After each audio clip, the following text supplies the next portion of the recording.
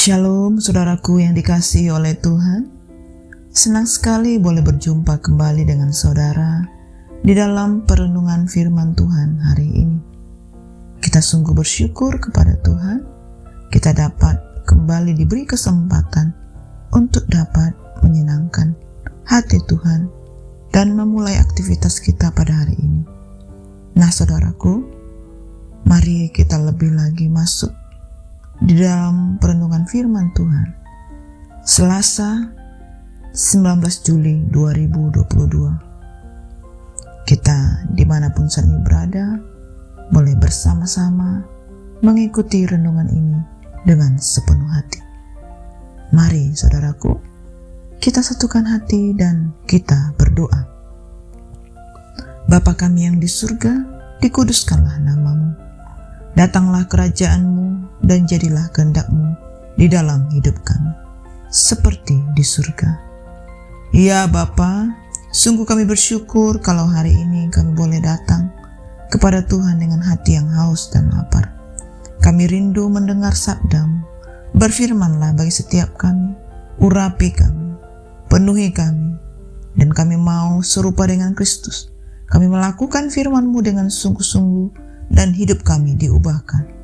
Terima kasih Bapa, Engkau berkarya di dalam kami sepenuhnya. Hanya di dalam nama Tuhan Yesus kami berdoa. Amin. Nah saudaraku yang dikasihi oleh Tuhan, kita akan bersama-sama mendengar firman Tuhan yang berjudul Kota Sion, Pengharapan bagi Orang Percaya. Firman Tuhan ini tertulis di dalam Mazmur 87. Saya akan membacakan firman Tuhan ini bagi kita semua. Sion, kota Allah.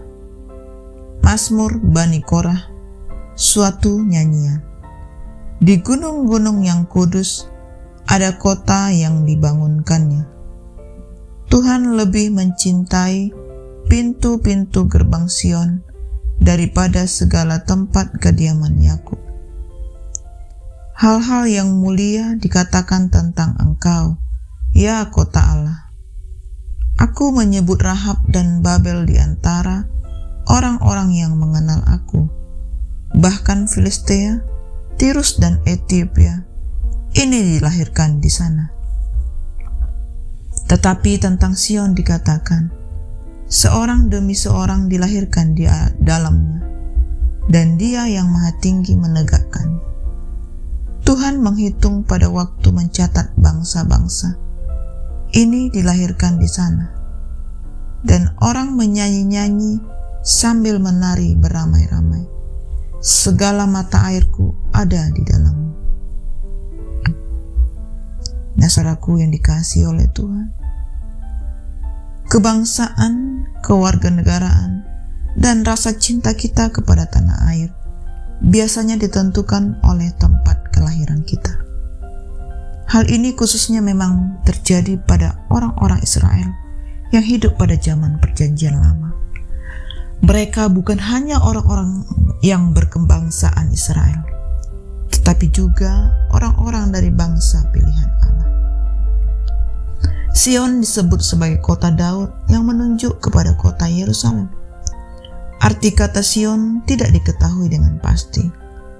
Mungkin artinya yang adalah puncak bukit atau barisan gunung.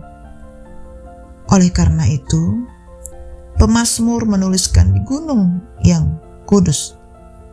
Di dalam mazmur yang lainnya dikatakan, memuji Yerusalem sebagai tempat Allah memerintah atau kota besar dan sebagai benteng bagi orang yang ada di dalamnya. Sion disebut juga sebagai tempat kediaman Allah, karena di sanalah bait Allah dibangun. Setiap kali umat Allah berbicara tentang Yerusalem atau Sion, mereka selalu menunjuk kepada pribadi Allah yang hadir dan memerintah. Oleh karena itu, Sion adalah tempat yang luar biasa bagi umat Allah. Mazmur pada hari ini mengajar kepada kita mengenai suatu kriteria yang sangat berbeda untuk menilai sebuah kota. Sion sebagai kota Allah begitu dikagumi oleh pemazmur. Hal-hal yang begitu mulia dikatakan tentangnya.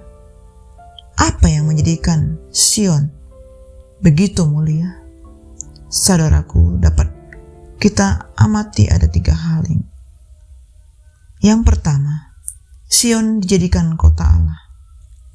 Meskipun Sion didirikan oleh manusia, Allah membuatnya begitu istimewa, dikasihi tanpa syarat. Dengan kata lain, kemuliaan Sion tergantung sepenuhnya dari anugerah Allah. Yang kedua, Sion memiliki fungsi istimewa di dalam rencana keselamatan Allah bagi bangsa-bangsa. Dikatakan di sini bahwa orang-orang dari Arab, yang istilah lain untuk Mesir dan Babel, serta tempat-tempat lain akan datang kepada Sion, dan mereka mengakui bahwa Yehova adalah Allah mereka. Walaupun sebelumnya beberapa di antaranya adalah musuh buyutan Israel,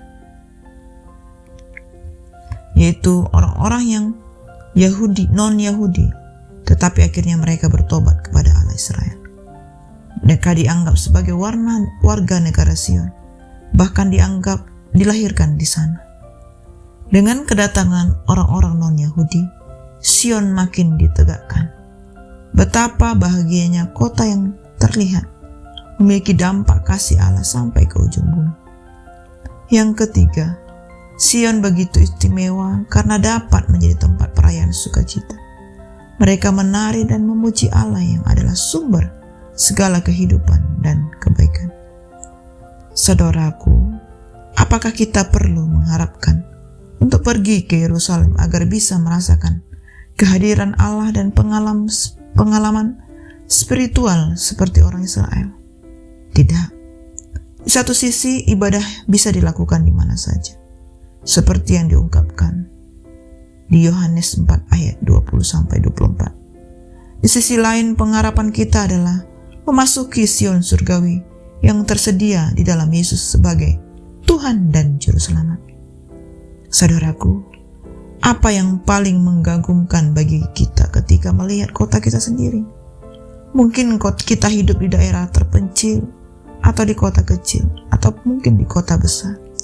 Dimanapun kita saat ini berada, kita diajarkan untuk kagum kepada sebuah tempat, bukan karena keindahan alam, keindahan bangunan, atau nilai-nilai sejarah yang dikandungnya, namun karena Allah menggenapi rencana keselamatannya di sana.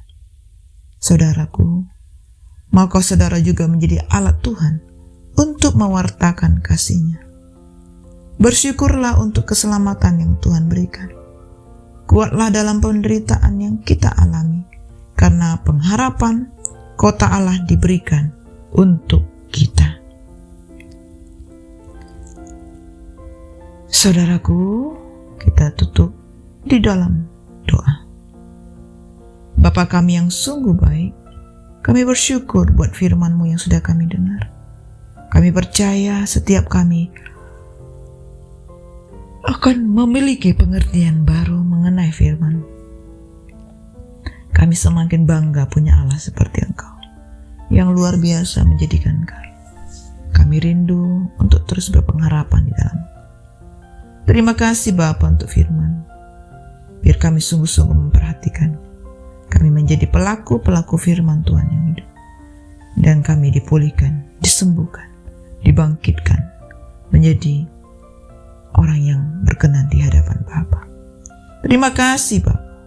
Kami bersyukur kepadamu hanya di dalam nama Tuhan Yesus. Amin.